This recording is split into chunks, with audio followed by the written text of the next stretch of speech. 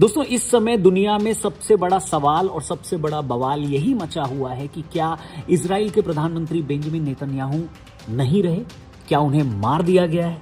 इस वक्त की सबसे बड़ी खबर जो सोशल मीडिया पर चल रही है वो यही है कि ईरान के हमले में इजराइल के प्रधानमंत्री बेंजामिन नेतन्याहू और उनकी पत्नी मारे गए। Iran's IRGC is now making a big claim that in the latest missile strike they have targeted the Prime Minister Netanyahu's compound. And the Israeli Prime Minister's office has debunked social media claims about the death of Benjamin Netanyahu. हालांकि Israel ने इसको officially x पर post करते हुए कहा है कि एक फेक न्यूज है, ईरान की तरफ से ये एक साइकोलॉजिकल वॉर है और नेतन्याहू और उनकी पत्नी सुरक्षित है। लेकिन अब ये खबर बहुत तेजी से वायरल हो रही है। इसके अलावा ये भी लॉजिक दिया जा रहा है कि पिछले 5 दिनों से नेतन्याहू और उनके बेटे ने ट्विटर पर, सोशल मीडिया पर, एक्स पर एक भी पोस्ट नहीं किया, जबकि इस पूरे वॉर के बीच वो 10 बार तो पोस्ट किया ही करते थे। मीडिया ब्रीफिंग में भी नेतन्याहू नजर नहीं आ रहे। ऐसे में क्या सच में नेतन्याहू मारे जा चुके हैं?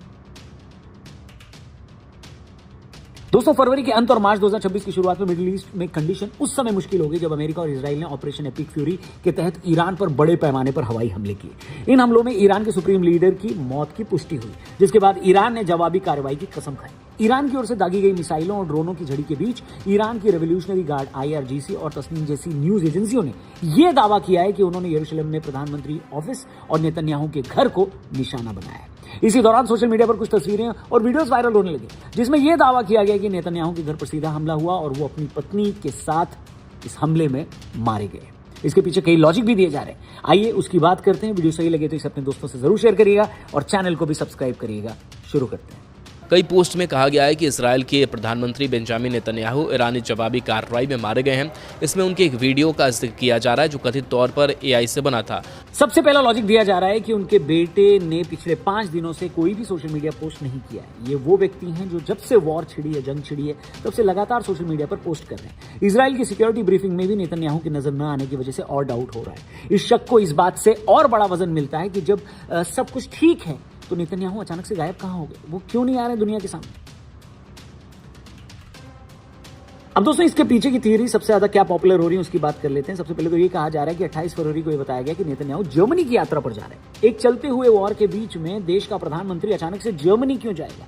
इसके बाद 12 मार्च को एक ब्रीफिंग होनी थी जिसमें अमेरिका के स्कॉट बेसेंट को भी होना था, लेकिन बात यह हुई कि उसी समय स्कॉट बेसेंट ने उस ब्रीफिंग से अपना नाम हटा लिया, उस ब्रीफिंग को टाल दिया गया। उसके बाद नेतन्याहू खुद एक ब्रीफिंग देने आए और उस वीडियो को AI वीडियो बता दिया गया।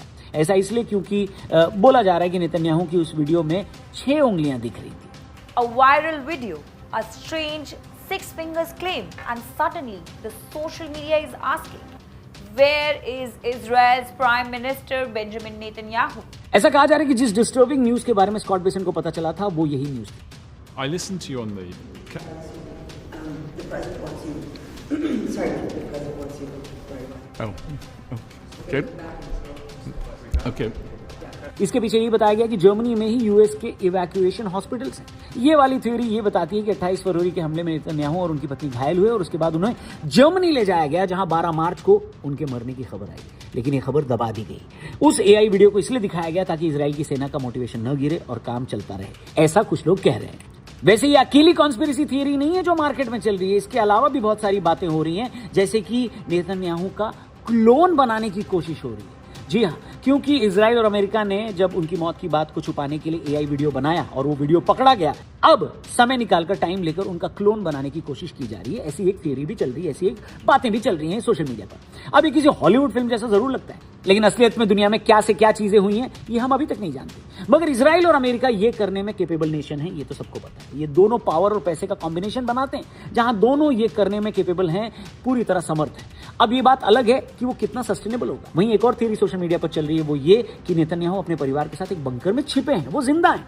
अब इस थियरी के सच होने की पॉसिबिलिटी ज्यादा है, लेकिन लॉजिकली ये थियरी सस्टेन नहीं करती। जिस देश के पास US की बैकिंग हो, जिसके पास मोसाद जैसी खुफिया एजेंसी हो और जिस देश की लॉबी दुनिया की सबसे ताकतवर लॉबी हो, उसका PM एक देश से बचने के लिए बंकर में क्यों छुपेगा। जबकि अब तक वो प्रेस ब्रीफिंग में भी थे और उस साइट पर भी जा रहे थे जहां पर ईरान की मिसाइलों ने हमला किया था और उसने ध्वस्त किया था, क्योंकि ऐसी वीडियोस भी वायरल हो रही। इनफैक्ट भारत के ही एक जर्नलिस्ट जर्नलिस्ट आदित्य राज कौल की एक वीडियो है जिसमें उन्होंने बेंजामिन नेतन्याहू से, प्रधानमंत्री से, इजराइल के प्रधानमंत्री से एक सवाल भी पूछा था।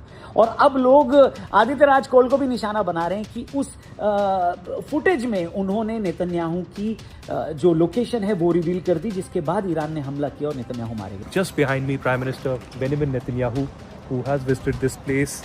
This is one of the locations where a deadly attack took place. 9 people were killed. Is in fact looking at the visuals right now of the mayhem that occurred yesterday in the Iranian missile attack here. हालांकि ये भी एकदम बकवास news है, fake news है। इसको खुद इसका खंडन किया है आदित्य राज कौल ने अपने सोशल मीडिया पोस्ट से, जहां पे उन्होंने खाने की डिश डालकर ये कहा कि भाई मैं यहाँ पे मस्त अपना खाना एंजॉय कर रहा हूँ और लोग फेक न्यूज़ मेरे नाम पर फैला रहे हैं, जो कि वॉर लाइक सिचुएशन में एक बहुत ही गलत काम है। ऐसा होना नहीं चाहिए और हमारे देश के लिए भी बदनामी की बात है कि भैया आप ही के देश के एक बड़े जर्नलिस्ट को ऐसे बदनाम कर रहे हैं। I spoke to our great friend, Prime Minister Narendra Modi. Spoke to him at length yesterday. Thanked him for his standing with Israel, standing for the truth, and for the enormous friendship of the people of India. They are much admired and loved in Israel. And I won't get into the details of the conversation, but I've spoken to him and I've spoken to many other leaders in the region and beyond. Thank you. बाकी एक और बात social media पर चल रही है और कहा जा रहा है कि इजराइल ने ही क्या कहीं बेंजामिन नेतन्याहू को तो नहीं मरवा दिया, ताकि व्हाइट हाउस पे, अमेरिका पे प्रेशर डाला जाए कि ईरान पर एक न्यूक्लियर हमला करो। अब ऐसे तो लिटरली आग से खेलना है। एक्सपर्ट्स कह रहे हैं ये भारी भूल होगी अगर इसमें 1% भी सच्चाई हुई तो। ट्रंप का हमेशा से ये कहना रहा है कि अगर ईरान ने न्यूक्लियर बम बना लिया है तो स्टेट ऑफ हॉर्मुज को बंद कर देगा। वेल, ईरान ने न्यूक्लियर बम बनाए बिना भी ये करके दिखा दिया है। लेकिन दोस्तों, इस खबर के बाद व्हाइट हाउस में भयंकर पैनिक की खबरें आ रही हैं। सबसे पहले तो जिस स्टेट ऑफ हॉर्मुज को बंद करने की बात पर ट्रंप ने ईरान को खत्म करने की धमकी दी थी और कॉन्सिक्वेंसेस झेलने की धमकी दी थी, आज वही ट्रंप अब ग्लोबल दुनिया से अपील कर रहे हैं कि वो ईरान से इसको साफ करने की अपील करें या खुद ये काम करें। अगर एक बड़बोला आदमी ऐसे झुकता है तो इसका सीधा मतलब है कि कुछ बड़ा तो हुआ है। वहीं नेतन्याहू ने भी रिजीम चेंज करने की बात कही थी, जो अब तक हुई नहीं। प्रधानमंत्री नेतन्याहू की मौत की अफवाहों ने वॉशिंगटन के गलियारों में जो हलचल पैदा की है, वो केवल एक आदमी के खोने का डर नहीं है, बल्कि जियोपॉलिटिकल बैलेंस के पूरी तरह से ढह जाने का डर है। सबसे पहले तो चेन ऑफ कमांड का टूटना और न्यूक्लियर ट्रिगर होना इसकी सबसे बड़ी वजह है। इजराइल एक डिक्लेयर्ड न्यूक्लियर पावर नहीं है, लेकिन दुनिया जानती है कि उसके पास सैमसन ऑप्शन जैसी पॉलिसीज है। सैमसन ऑप्शन वो पॉलिसी है जिसके अंडर अगर इजराइल के पास एग्जिस्टेंशियल क्राइसिस हुई तो वो सीधे अपने राइट्स का इस्तेमाल करेगा और अमेरिका को इजराइल की तरफ से एक न्यूक्लियर हमला करना पड़ेगा। अगर ईरान के हमले में नेतन्याहू की मौत की खबर सच होती है दोस्तों, तो इजरायली सेना बिना किसी पॉलिटिकल कंट्रोल के ऑटो पायलट मोड में चली जाएगी। मार्च 2026 की शुरुआत में जब ईरान ने फतेह 2 हाइपरसोनिक मिसाइलें दागी तो व्हाइट हाउस को डर था कि नेतन्याहू के न रहने पर इजरायली जनरल सीधे ईरान के परमाणु रिएक्टरों जैसे नातांज पर परमाणु हमला कर सकते हैं। यह अमेरिका को सीधे तीसरे वर्ल्ड वॉर की तरफ खींचता है। इन सब के बीच सबको इंतजार है कि नेतन्याहू की पब्लिक प्रेजेंस हो, वो जल्दी से दुनिया के सामने आए और अपना पक्ष क्लियर करें। इसलिए दोस्तों, पूरी दुनिया को अब इंतजार है नेतन्याहू की पब्लिक प्रेजेंस का, कि वो जल्दी से दुनिया के सामने आए। और उनका आना जितने टाइम तक टलेगा तब तक ये नैरेटिव चलेगा कि भाई कुछ तो गड़बड़ है। आप बताइए, किस थियरी में आपको ज्यादा सच्चाई लगती है? क्या नेतन्याहू मर चुके हैं? और अगर जिंदा हैं तो इतने दिनों तक सामने ना आने का क्या रीजन है? क्या सोचते हैं आप इसके बारे में? कमेंट करके जरूर बताइएगा। चैनल को भी सब्सक्राइब करिएगा। वीडियो पसंद आई हो तो इसे अपने दोस्तों से भी जरूर शेयर करिएगा। Thank you for watching. जल्दी मिलते हैं। जय हिंद।